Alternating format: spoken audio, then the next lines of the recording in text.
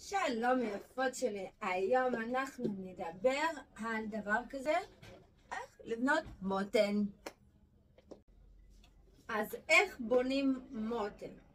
קודם כל, אם יש לך מבנה גוף שלא כל כך רואים את המותן, אז אנחנו בוחרים גזרה גבוהה, ג'ינס עם הגזרה הגבוהה, חצאית עם הגזרה הגבוהה, גם מכנס עם הגזרה גבוהה.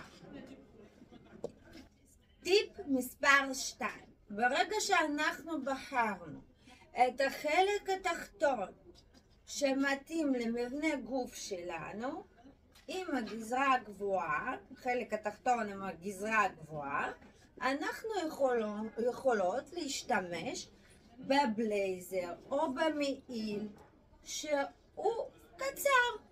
ככה אנחנו יכולים לבנות את המותן.